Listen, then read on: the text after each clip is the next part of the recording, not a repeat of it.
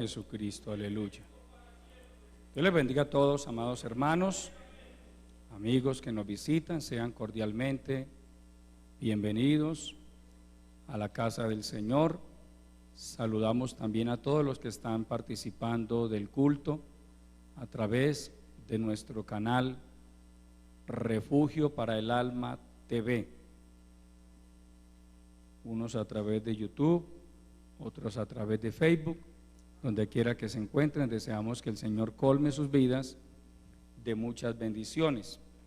Quiero invitarles, amados hermanos, a que abran sus Biblias en la segunda epístola del apóstol Pablo a los tesalonicenses, en el capítulo 2.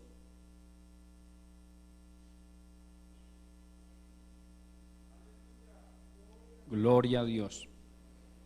Segunda de Tesalonicenses, capítulo 2. Vamos a tomar la palabra desde el verso 15 hasta el 17. Así que, hermanos, estad firmes y retened la doctrina que habéis aprendido, sea por palabra o por carta nuestra, y el mismo Jesucristo, Señor nuestro y Dios nuestro Padre, el cual nos amó y nos dio consolación eterna y buena esperanza por gracia, conforte vuestros corazones y os confirme en toda buena palabra y obra. Amén.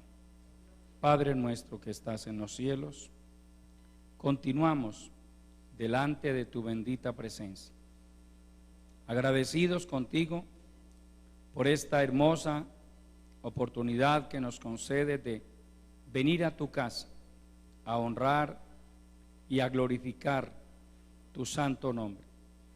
Aquí está tu pueblo, Señor, aquí estamos tus hijos, necesitados de ti, conscientes de que sin tu ayuda nada podríamos hacer, conscientes también de que no solo de pan vivirá el hombre, sino de toda palabra que sale de tu boca. Padre, por favor, háblanos en esta hora. Envía la palabra. Tú conoces la condición espiritual de cada vida. Unge los oídos de tu pueblo, abre el entendimiento de cada vida, Señor, que con fe y con humildad podamos recibir el consejo de tu palabra en esta hora. Te lo pedimos en el nombre de Jesucristo. Te ruego, mi Dios, que me des la gracia, la sabiduría y la unción suficientes para compartir tu palabra, que no sea yo, sino tú hablando a través de mi vida, y que tu Santo Espíritu tome esta palabra y la aplique en lo profundo de cada corazón. Salva las almas, sana a los enfermos, liberta a los oprimidos por el diablo, en el nombre de Jesucristo. Te lo pedimos, Padre. De antemano te damos toda la honra, toda la gloria y todo el reconocimiento que solo a ti pertenecen, en el nombre de Jesús. Amén. Pueden tomar asiento, amados hermanos. A Dios sea la gloria. Estad firmes y retened la doctrina que habéis aprendido. Es el tema que Dios me ha regalado para compartirles en esta hora. Estad firmes y retened la doctrina que habéis aprendido. Tanto nuestro Señor Jesucristo como cada uno de sus apóstoles fueron muy enfáticos a través de sus enseñanzas acerca de la importancia de la estabilidad espiritual, de la firmeza espiritual. De hecho, nuestro Señor Jesucristo dice que el creyente sensato es aquel que edifica su casa sobre la roca, y la roca es Cristo. Amén. Él es la roca, el fundamento de la iglesia. Hay quienes no edifican su casa espiritual sobre la roca, sino sobre conceptos humanos, supuestas revelaciones. Hay sectas que nacieron a partir de una revelación, una supuesta revelación. Amén. Otras surgieron a partir de sueños, y entonces ya de ahí crearon una secta. La iglesia de Cristo no es una secta. Amén. Secta se llama o se denomina a grupos pseudocristianos que tienen apariencia de ser cristianos, pero que en el fondo su perfil doctrinal, su declaración doctrinal no encaja con lo que de verdad enseñan las sagradas escrituras. La vida cristiana, amado hermano y amigo, debe estar fundamentada sobre lo que enseña la palabra de Dios. De ahí que sea tan importante que el creyente lea la Biblia. Usted tiene el deber, amado hermano, el deber moral, el deber espiritual de leer la Biblia para que pueda tener elementos suficientes a la hora de tener que probar la enseñanza de algún maestro. Hoy sí que abundan los maestros. Amén. Estamos en un tiempo, amados hermanos, en donde toda esta parte de la tecnología, el internet, que es muy útil, bien usado, pero que tiene la característica de que cualquier persona tiene acceso a internet. Amén. Cualquiera puede crear contenidos y subirlos a la red, y muchos de los que usted ve a través de las redes sociales dicen ser cristianos, en teoría son cristianos, pero hay quienes enseñan doctrinas de error, y es cuando muchos cristianos tristemente se han dejado engañar por el enemigo, amados hermanos. ¿Por qué? Porque no tienen en cuenta el consejo de la palabra que dice: pero en los postreros tiempos algunos apostatarán de la fe, escuchando a espíritus engañadores y a doctrinas de demonios. Mira, amado hermano, que es que la Biblia es muy clara. Hay doctrinas de demonios, pero parecen ser cristianas. Pablo, hablando de esos falsos apóstoles, porque también hay falsos apóstoles, Pablo lo llama obrero de Satanás, porque estos son falsos apóstoles, obreros o ministros de Satanás que se disfrazan como apóstoles de Cristo. Y cuando el cristiano, por omisión del consejo bíblico, ¿qué nos dice, hermano, el consejo bíblico? Uno no debe escuchar todo lo que aparece, amado hermano. Hay creyentes que les encanta estar escuchando a una cantidad de personas, algunos supuestamente porque dicen que tienen una unción muy impresionante y que hablan mucho en profecía.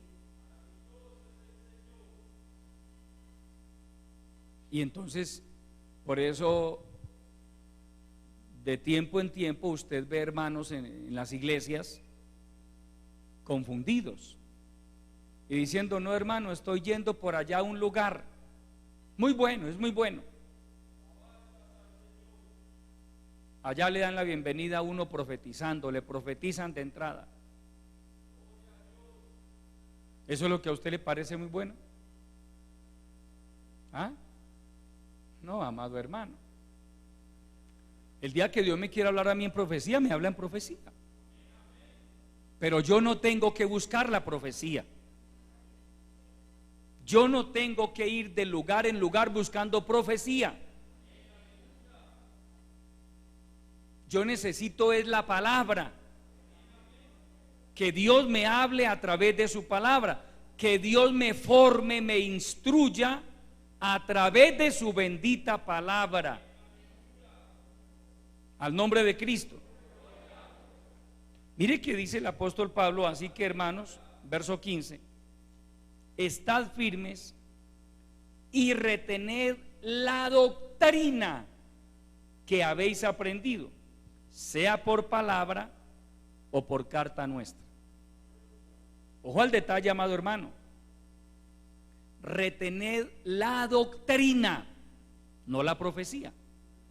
Amén.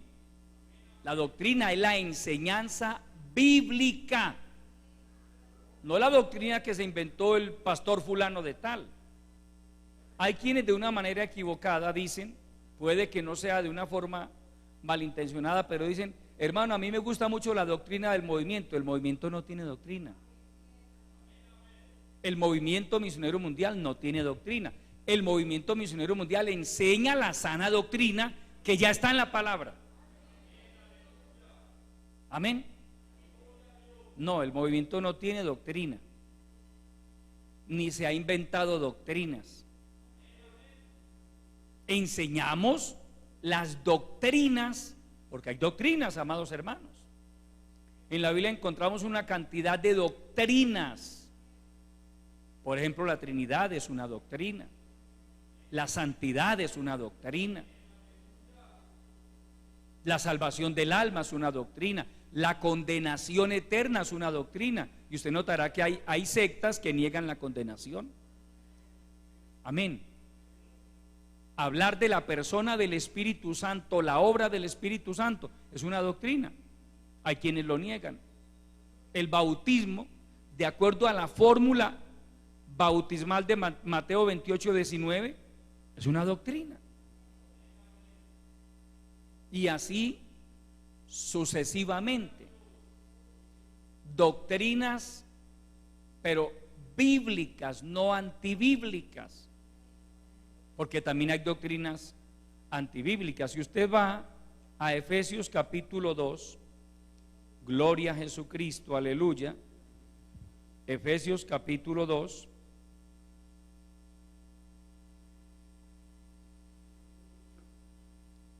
vamos a leer desde el verso 19 hasta el 22.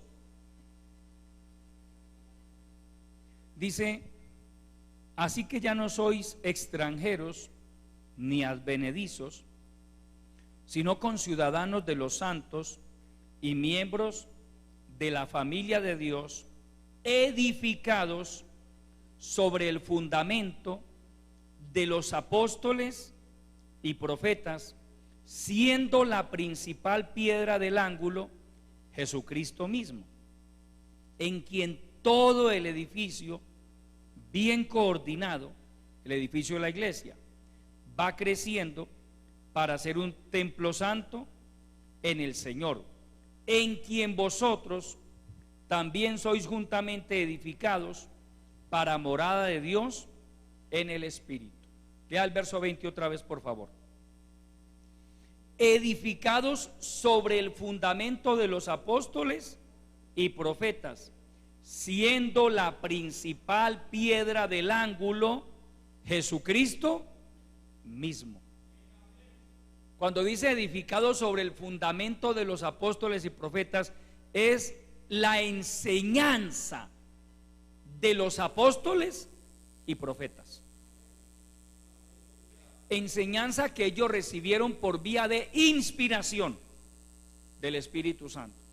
El apóstol Pedro dice: porque nunca la profecía vino por voluntad humana, sino que los santos hombres de Dios hablaron siendo inspirados por el Espíritu Santo.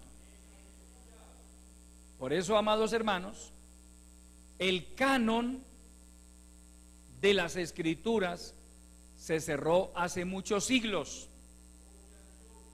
Amén. El término canon viene del griego regla, o significa regla.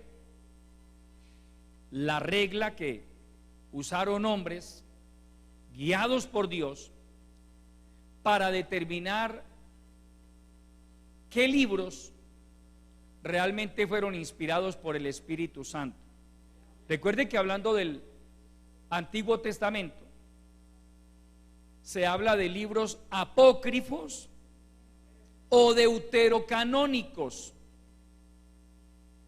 Esos libros apócrifos que no están en la Biblia, en nuestras Biblias, en ninguna Biblia protestante, no pasaron la regla del canon. Fueron examinados y su contenido no probó ser inspirado por el Espíritu Santo. Algunos de ellos, como documentos históricos, se pueden usar, por ejemplo los Macabeos, pero como documentos históricos, no como documentos inspirados por el Espíritu Santo. Si hablamos del Nuevo Testamento, no vaya a creer que los 27 escritos que usted y yo tenemos en nuestra Biblia fueron los únicos. No, hermano, hubo una cantidad de escritos. La carta del pastor Hermes, el Apocalipsis de Pedro, el Evangelio de Judas, dicen algunos por ahí, hablan del Evangelio de Judas, y otras muchas cartas, escrituras que no pasaron el canon. Entonces, se sobreentiende, amados hermanos, que lo que está escrito, lo que contiene la Biblia, fue lo que Dios consideró necesario, suficiente para nuestra enseñanza, para nuestra edificación. Amén. Ya de ahí en adelante lo que la gente quiera saber, ya hermano, es necedad. A Moisés se le reveló, se le dijo: las cosas secretas pertenecen a Jehová nuestro Dios. Las reveladas son para nosotros, para nuestros hijos. Y las cosas reveladas están aquí. No necesitamos saber más. Amén. Si usted quiere saber, hermano, que dónde vive Dios, que dónde nació Dios, porque hay gente con esas inquietudes, hermano, y dónde nació Dios y en quién tuvo a Dios, pues son preguntas necias. Porque la misma Biblia se encarga de desvirtuar todo ese tipo de preguntas. Dios es eterno, no tiene principio ni fin. No hay que andar buscando el origen de Dios. ¿Quién hizo a Dios? Nadie lo hizo. Porque si alguien hubiera hecho a Dios, pues entonces tendría que ser alguien muy superior a Él. Nosotros, cuando hablamos de nuestro origen, sí tenemos que remitirnos al Señor. Dios nos hizo. Nosotros no somos el producto de la evolución, como dicen algunos. Nosotros no somos el producto de un accidente, de una gran explosión. No, amado hermano. Somos el producto de la creación.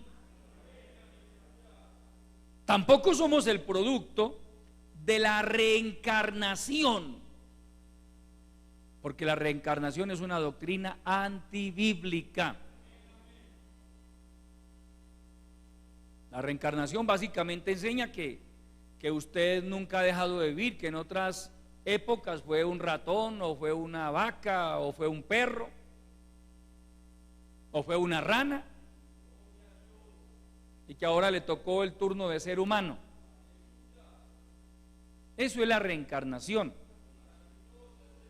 Es una doctrina oriental. Jesucristo no reencarnó, Jesucristo resucitó. La resurrección de los muertos es una doctrina bíblica. La reencarnación no. Al nombre de Cristo. Pablo, hablando de la importancia, amado hermano, de que la vida cristiana esté fundamentada sobre la palabra de Dios. Pablo dice en su segunda carta a Timoteo: toda la escritura es inspirada por Dios y es útil para corregir, para redarguir, para instruir. Amén.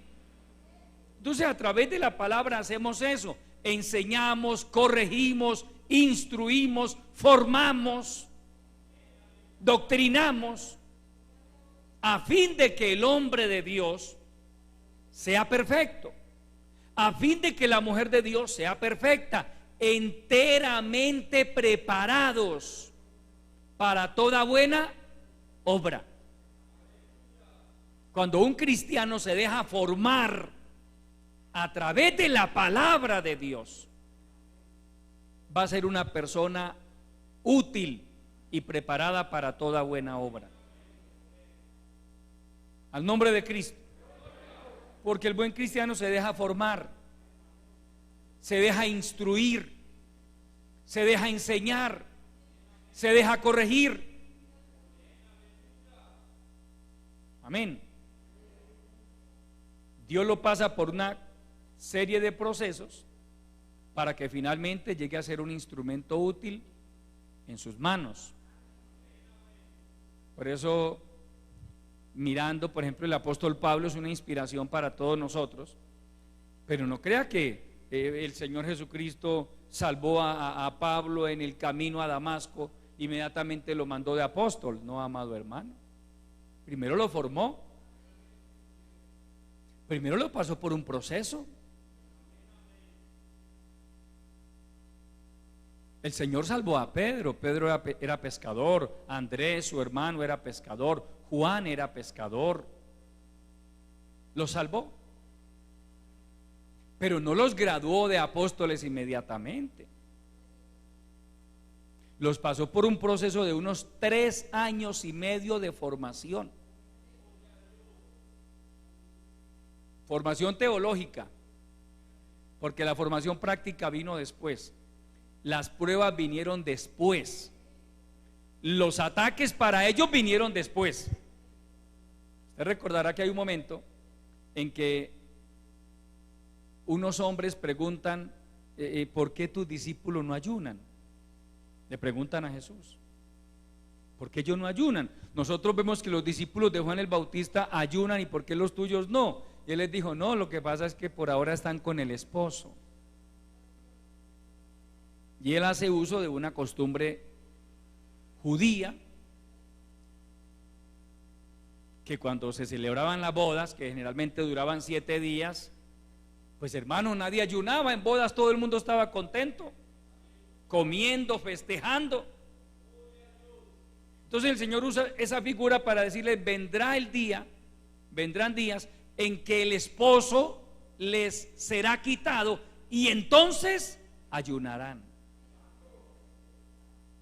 Y usted ve que se va el Señor Jesucristo para el cielo, hermano, y a los apóstoles le comienzan las pruebas, hermano, los ataques del diablo, que el Señor lo reprenda, persecuciones de los judíos.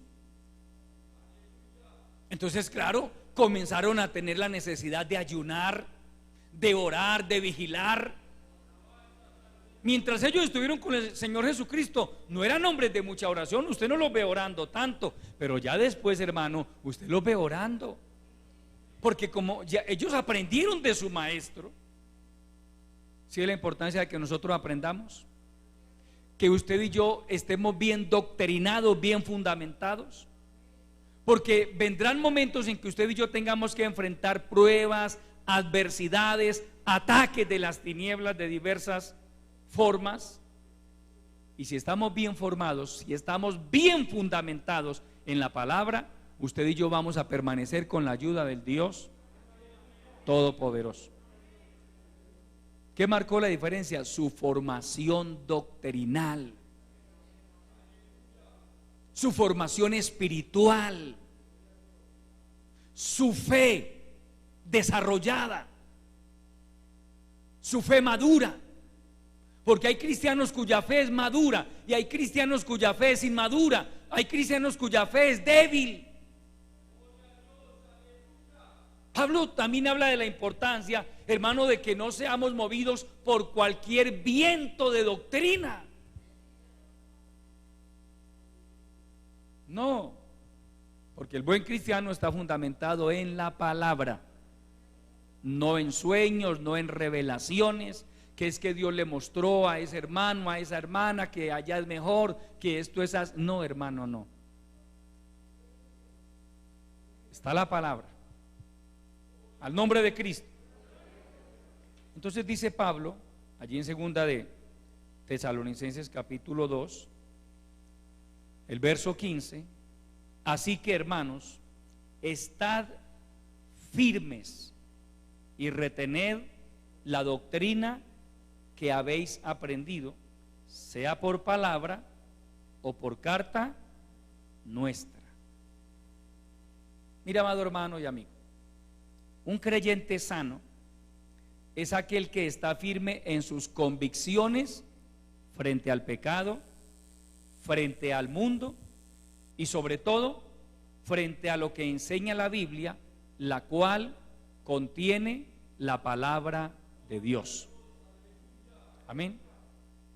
El cristiano sano, repito, porque no todos los cristianos están sanos.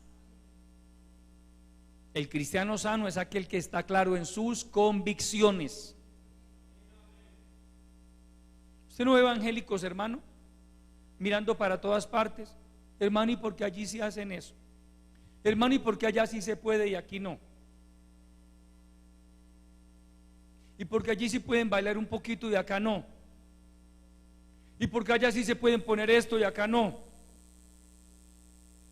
Siempre está mirando en lugar de estar mirando hacia la palabra, está mirando hacia los lados.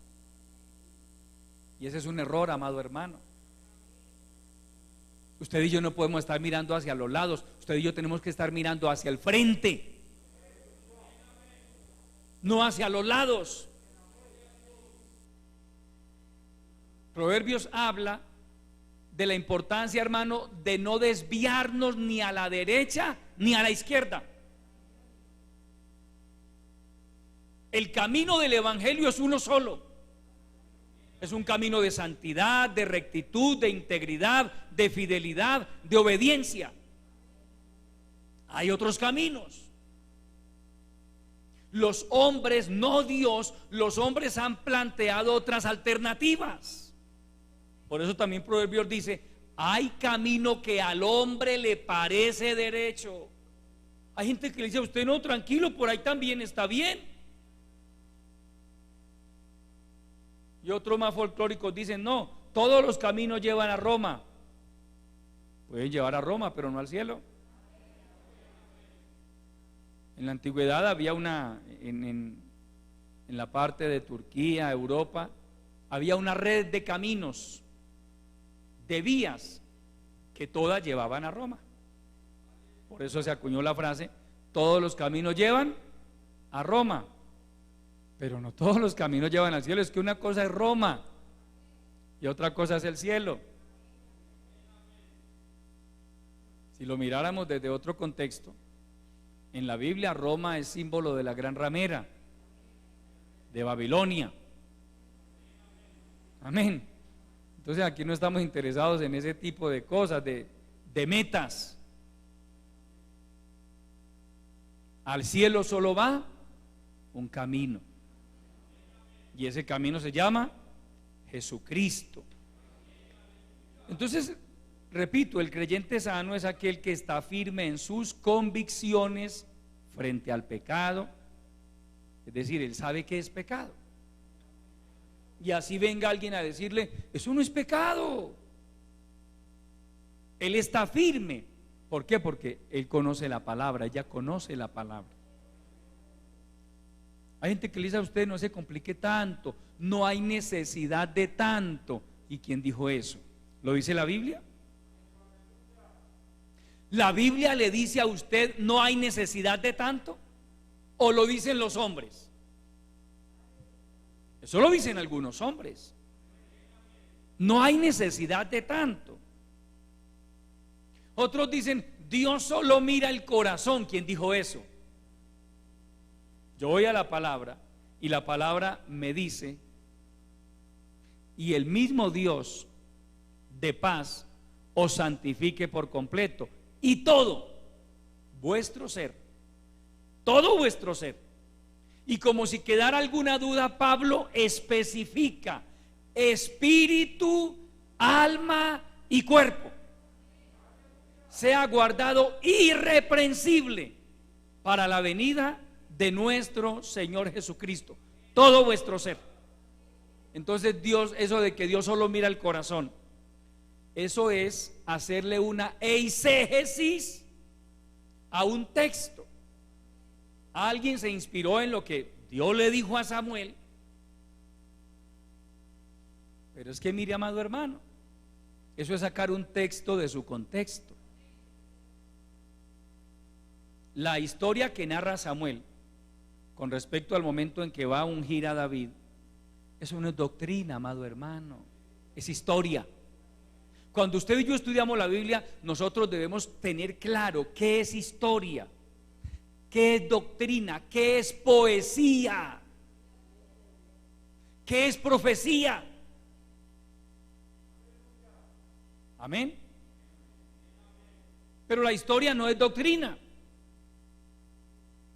Entonces en el primer libro de Samuel se nos narra que Samuel, con todo y ser un gran profeta de Dios, pues era tan ser humano como cualquiera de nosotros, y que al momento de ungir al que Dios le había mandado, por poco y bota el aceitico, porque ellos llevaban una redoma de aceite para derramarla sobre la humanidad de la persona a quien debían ungir.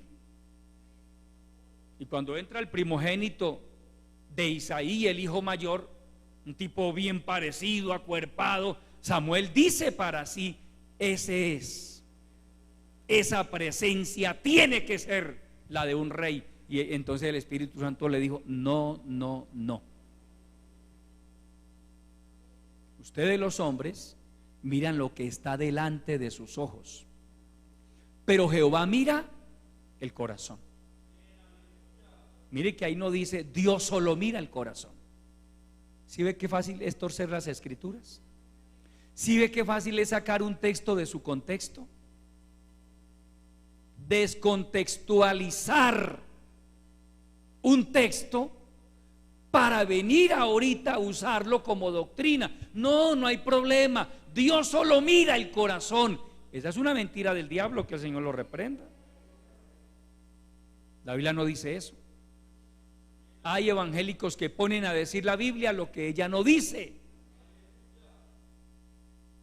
Pero el buen cristiano, hermano, va a la palabra, escudriña.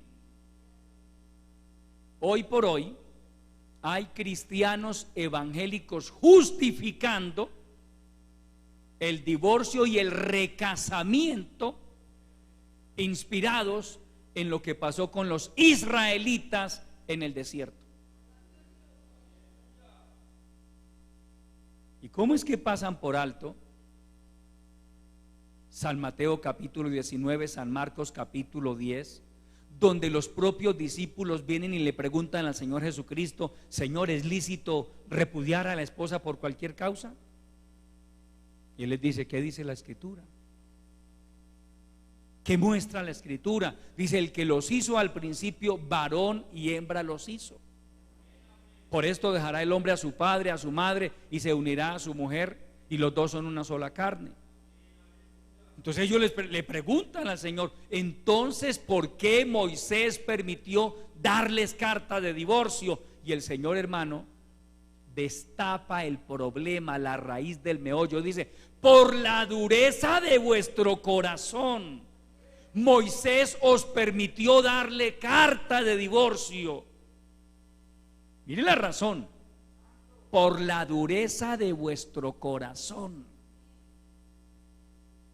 Y luego dice: pero al principio no fue así. Y como si quedara alguna duda, les dice: y yo digo que cualquiera que repudie a su mujer y va y se casa con otra, comete adulterio. Y el que se casa con la mujer repudiada del marido, comete adulterio también. ¿Y cómo es que hay evangélicos que al día de hoy se identifican es con la dureza del corazón de los israelitas y no con la doctrina de Cristo, no con la perfecta voluntad de Dios? Amén.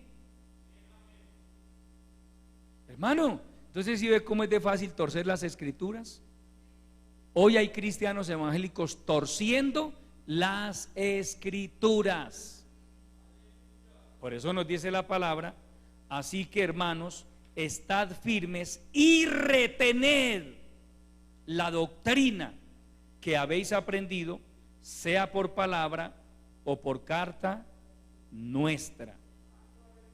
Retener, eso habla de firmeza, de estabilidad, de permanencia. Al nombre de Cristo. ¿Qué debemos retener? La doctrina. ¿Sabe qué significa el verbo retener? Conservar, cuidar, perseverar. Amén. Conservar la sana doctrina, la enseñanza bíblica. Perseverar en ella. Conservar los principios. Aleluya. El verdadero Hijo de Dios retiene lo que Dios le ha dado, no lo cambia por nada ni por nadie. Ahí se conoce el verdadero cristiano. Él retiene. Un evangélico que usted lo ve que hoy, hermano, está en una posición doctrinal y mañana la cambia por otra, ese posiblemente no ha nacido de nuevo. Porque hay gente, hermano, que hasta por así como el pueblo cambia un voto por un tamal. Usted sabe que hay gente que cambia su voto, lo vende hasta por un tamal. Otros lo venden un poco más caro por un bulto de cemento. Usted y yo no debemos de vender el voto, hermano. Un hijo de Dios no vende el voto. Sí debemos votar porque somos ciudadanos, pero debemos votar en conciencia, no por un bulto de cemento ni por una teja de Eternit. Y usted ve cristianos, hermano, que parecen a la gente inconversa, venden sus principios hasta por un tamal, hermano. Les ofrecen por allá cualquier cualquier cosa, hermano, cualquier golosina, y ya dice que están en otro lugar. Hermano, el Hijo de Dios retiene, conserva, cuida lo que Dios le ha entregado. Vaya al libro de Job, por favor. Job capítulo 2. Cristo vive para siempre. Libro de Job, capítulo 2. Aleluya.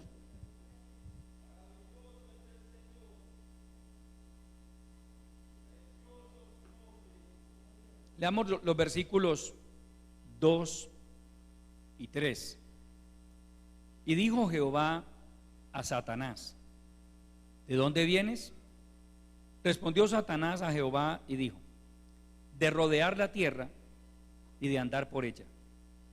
Y Jehová dijo a Satanás: ¿no has considerado a mi siervo Job, que no hay otro como él en la tierra, varón perfecto y recto, temeroso de Dios y apartado del mal, y que todavía retiene su integridad, aun cuando tú me incitaste contra él para que lo arruinara sin causa? Pare ahí, por favor, amado hermano. Mire lo que dijo Dios de Job. A pesar, ya le habían venido las calamidades, pero Dios da testimonio de que Job seguía reteniendo su integridad, seguía reteniendo sus convicciones, seguía reteniendo su fe en Dios. ¿Sí, amado hermano, que el verdadero Hijo de Dios retiene sus convicciones, retiene sus principios, se mantiene fiel al Señor? Vamos por favor al primer libro de los Reyes, capítulo 21. Primer libro de los Reyes, capítulo 21, aleluya. Gloria a Jesucristo. Leamos los primeros 3 versículos. Pasadas estas cosas, aconteció que Nabot de Jezreel tenía allí una viña junto al palacio de Acab, rey de Samaria. Y Acab habló a Nabot diciendo: dame tu viña para un huerto de legumbres, porque está cercana a mi casa, y yo te daré por ella otra viña mejor que esta, o si mejor te pareciere, te pagaré su valor en dinero. Y Nabot respondió a Acab: guárdeme Jehová de que yo te dé a ti la heredad de mis padres. Vamos a detenernos un poco acá, por favor, amado hermano. Nabot es un ejemplo, hermano, para todos nosotros. Un ejemplo en cuanto a la integridad, en cuanto a retener los principios, los valores, la fe. Acab, quienes han estudiado el primer libro de los Reyes, saben que era un hombre perverso, malo. El autor dice que ninguno de los reyes de Israel llegó a ser tan malo como Acab, que se vendió para hacerlo malo porque su mujer Jezabel lo incitaba. El rey, malo, homicida, con la mujer bruja, hechicera, tipo de Satanás. Yo encuentro aquí a un Acab que es tipo del diablo, que el Señor lo reprenda. Y viene y le hace una oferta a un hijo de Dios. Mire que esto, hermano, de alguna manera tiene que ver con lo que nosotros vivimos a diario. Este hombre vino y le hizo una oferta a un hijo de Dios. Nabot era un hombre piadoso, temeroso de Dios. Tenía una viña, que esa viña es símbolo de la vida espiritual. Su vida espiritual es una viña, la cual usted debe cuidar, debe cultivar. Recuerde que en Cantar dice: cazadnos las zorras pequeñas, que son las que echan a perder las viñas. Y el cristiano tiene que andar continuamente cazando zorras pequeñas, porque esas son las más sigilosas. Las grandes cualquiera las ve. En la iglesia una borrachera cualquiera la ve, un pecado de adulterio cualquiera lo ve, pero hay otras viñas, hay otras zorritas, hermano, las pequeñas. Entonces la viña en ese contexto es símbolo de nuestra vida espiritual. Y el diablo, que el Señor lo reprenda, viene y le hace una oferta a Nabot y le dice: dame tu viña para un huerto de legumbres, porque está cercana a mi casa, y yo te daré por ella, oiga lo que dice el diablo, otra viña mejor que esta. ¿Sí ve que el enemigo siempre anda tratando de ofrecer al cristiano cosas aparentemente mejores? Aparentemente, nunca mejores. El diablo jamás podrá darnos algo mejor que lo que Dios nos ha dado y nos va a dar. Pero como él es un mentiroso, como él es astuto, como él es un ladrón, viene y le ofrece supuestamente una viña mejor, pero a cambio de la suya.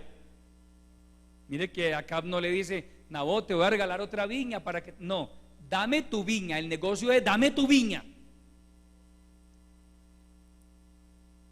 dame tu vida espiritual, le dice el diablo al cristiano. Entrégame lo que Dios te ha dado. Satanás, que el Señor lo reprenda, odia la salvación que Dios nos ha entregado a usted y a mí.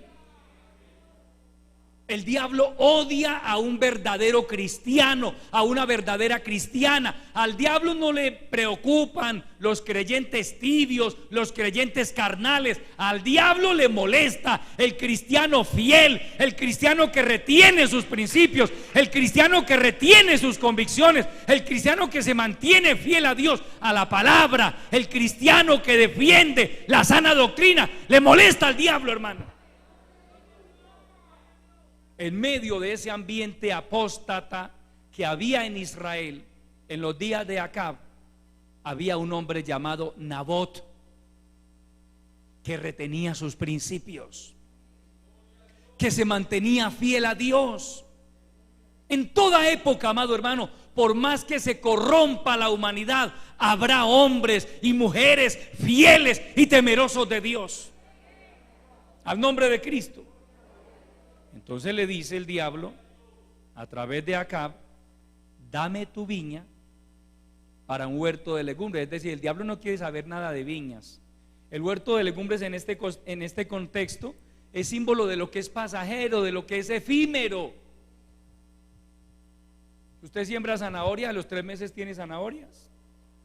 Siembra tomate, a los 3 meses tiene tomate. Siembra cebolla, a los 2 meses tiene cebolla. Eso habla de lo efímero, de lo pasajero. Pero la viña, sembrar una viña, amado hermano, plantar una viña, es otra cosa.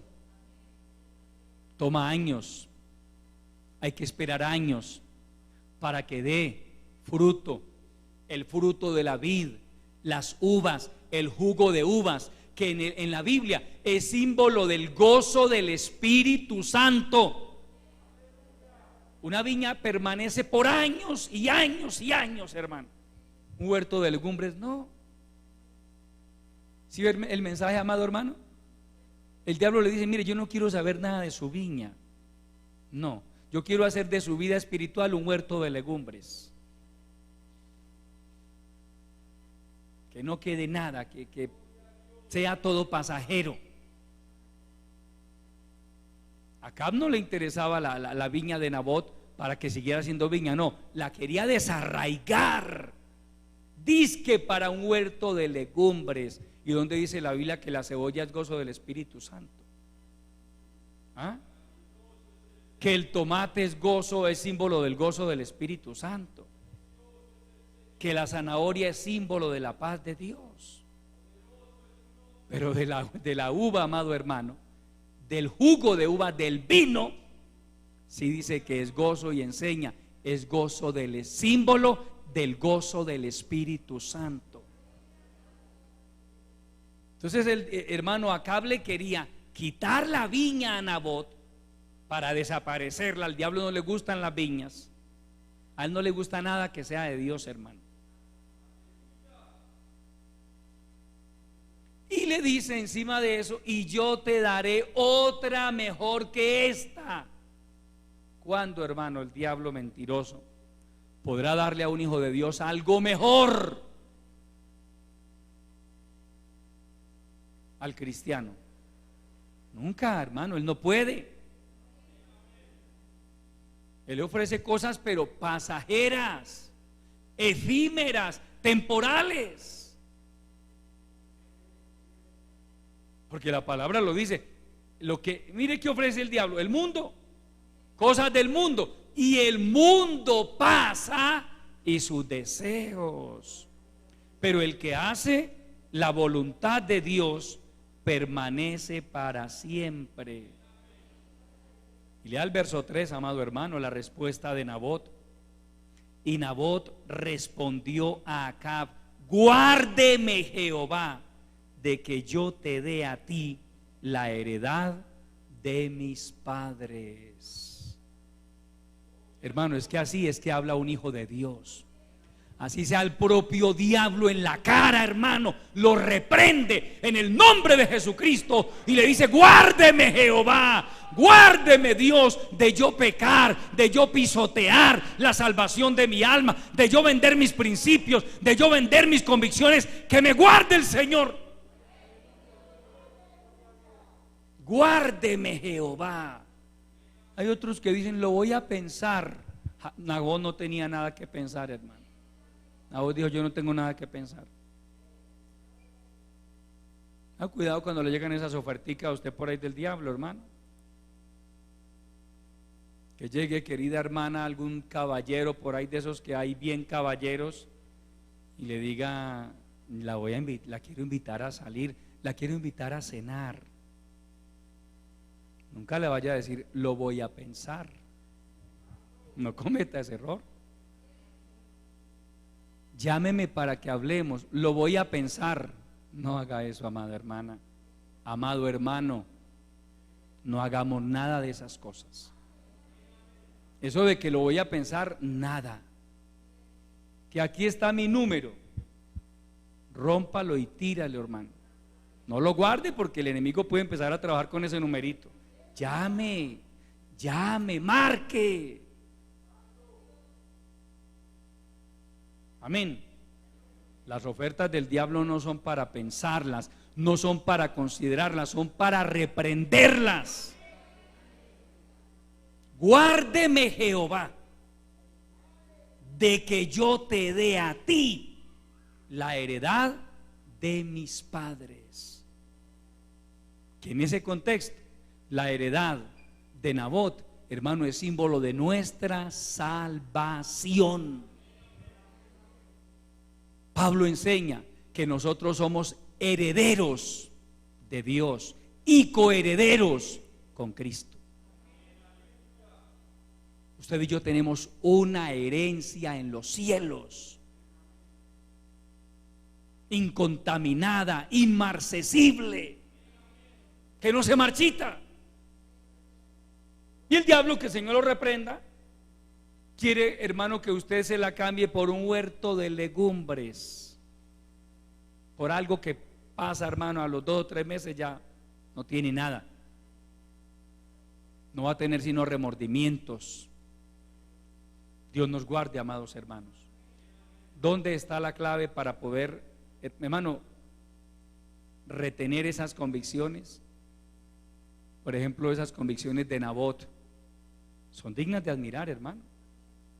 De ese hombre usted y yo tenemos mucho que aprender. No vendió sus principios, no se arrodilló ante esas ofertas del enemigo. Aleluya. Que Dios nos ayude a retener las mismas convicciones de Nabot, porque lo que nos dice la palabra es: así que, hermanos, estad firmes y retened la doctrina que habéis aprendido, sea por palabra, es decir, por las enseñanzas que les daban los apóstoles a ellos, o por carta nuestra. Mientras Pablo desarrolló su ministerio, el Espíritu Santo lo inspiraba a escribir cartas que luego entraron a formar parte del canon del Nuevo Testamento.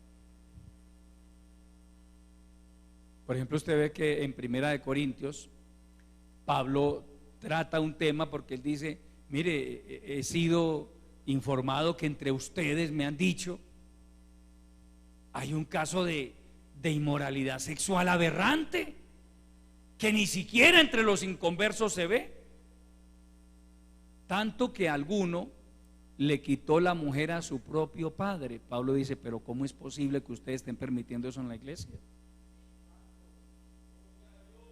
Y eso quedó ahí sentado como doctrina en contra del incesto. En Corinto, los líderes estaban permitiendo esa conducta incestuosa.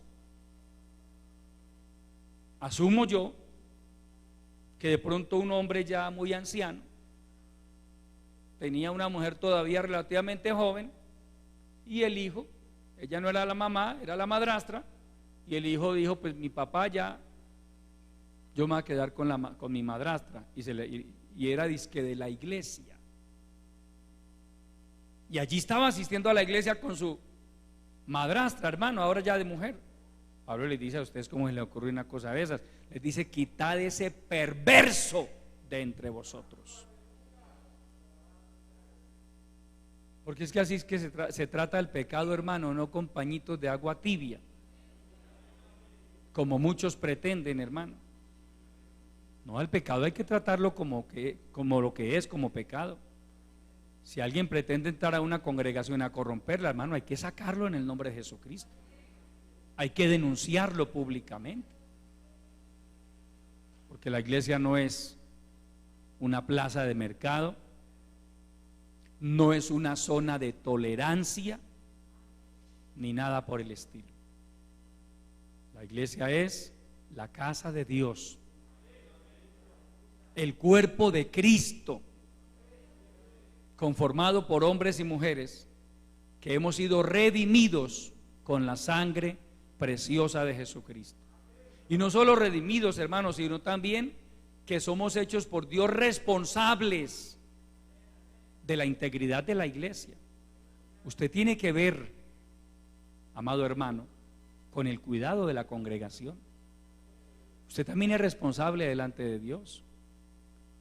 Si usted, como cristiano, como miembro de la iglesia, usted ve que alguien está haciendo daño, hermano, está en una conducta completamente reprochable, antibíblica, y usted no lo denuncia, usted se hace cómplice del pecado de esa persona. Hay que denunciarlo. Yo lo he tenido que hacer, amados hermanos. Yo he tenido que denunciar personas que he sabido que su conducta es antibíblica, hermano.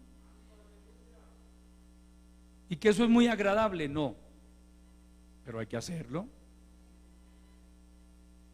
Si yo me identifico con la iglesia, si a mí me interesa la integridad de la iglesia, yo no puedo: ay, yo sé que le está haciendo eso, pero como a mí no me gustan los problemas. No le gustan los problemas con el hombre, pues los va a tener con Dios. Si a usted no le gustan los problemas con el hombre, los va a tener con Dios. Entonces, ¿con quién prefiere tener problemas?